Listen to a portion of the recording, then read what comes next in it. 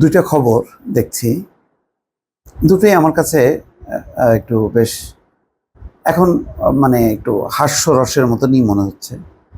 একটি হচ্ছে স্ত্রীসহ দেশ ত্যাগে নিষেধাজ্ঞা, এনএসআইয়ের সাবেক মহাপরিচালক, এনএসআইয়ের সাবেক ডিজি।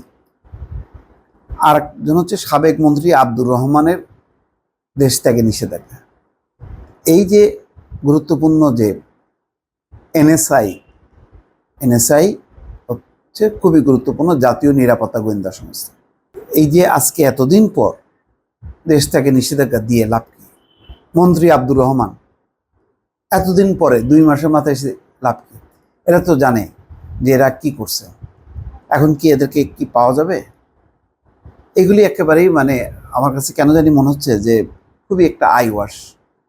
এখন এই ধরনের আননেসেসারি এদের কি বিচার হবে, কি হবে? জাতীয় নিরাপত্তা গোয়েন্দা সংস্থার সাবেক মহাপরিচালক অবসরপ্রাপ্ত মেজর জেনারেল এটিএম জোবায়ের ও তার স্ত্রী ফাহমিনা মাসুদের বিদেশ গমনে নিষেধাজ্ঞা আরোপ করেছেন আদালত। আচ্ছা, দুদকের আবেদনের পরিপ্রেক্ষিতে ঢাকার মেট্রোপলিটন সিনিয়র স্পেশাল জজ আদালতের ভারপ্রাপ্ত বিচারক ফারজানা ইয়াসমিন এই আদেশ দেন।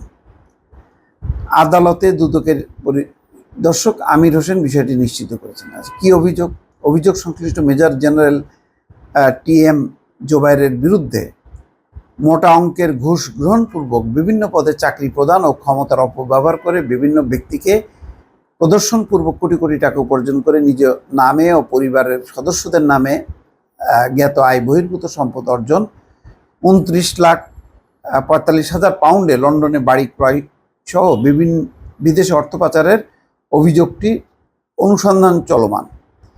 এই জন্য তারা যাতে বিদেশ মানে দেশ ছেড়ে না যেতে পারে, এই জন্য নিষেধাজ্ঞা। এরা কি আসলে দেশে আছে? আমার হলো প্রশ্ন সেখানেই। এই গুরুত্বপূর্ণ ব্যক্তিরা যারা এখানে শুধু দুর্নীতি না, এই এনএসআই আরও অন্যান্য গোয়েন্দা সংস্থার যারা প্রধান, সবগুলোকে কাজে লাগানো হয়েছে রাজনৈতিক স্বার্থে। ভোটের সময় হচ্ছে ভোট চুরি, কারচুপি, তার নীল নকশা বানানো, আর হচ্ছে বিরোধী দলকে দমন পীড়ন করার জন্য এই সমস্ত সংস্থাগুলোকে কাজে লাগানো। এগুলি ছাড়া তো ও ডিজিএফআই, এনএসআই, শেখ হাসিনার আমলে এই সংস্থাগুলির কাজই ছিল এটা। এরা তো দেশের নিরাপত্তা নিয়ে কোনো না, দেশ তো মোটামুটি ভারতের কাছে লিজ দেয়া, যে ওইটা মানে ওটা তো গেছে, ওটা শেষ। আর বাকি ছিল সমস্ত সংস্থাগুলোকে ক্ষমতায় টিকে থাকার জন্য, একদম নিরাপদ রাখার জন্য। বিরোধী দল মারো, কাটো, শেষ করে দাও, আর 5 বছর পর পর একটা নির্বাচনের নাটকে এই সমস্ত সংস্থাগুলোকে ব্যবহার করো। এই তো ছিল শেখ হাসিনার শাসন, এর থেকে আর কি। আর আরেকজন হচ্ছে মৎস্য ও প্রাণী সম্পদ মন্ত্রী, ফরিদপুর 1 আসনের সাবেক এমপি আব্দুর রহমানের দেশ থেকে নিষেধাজ্ঞা। আওয়ামী লীগের সাবেক, ছাত্রলীগের সাবেক সাধারণ সম্পাদক, আওয়ামী লীগের প্রেসিডেন্ট সদস্য, এগুলির সম্পর্কে আর কি বলবো ভাই? এগুলি খুব বিরক্তিকর। সব চোর বাটপার কোথা থেকে জড়ো করে করে মন্ত্রিসভা বানাইছে।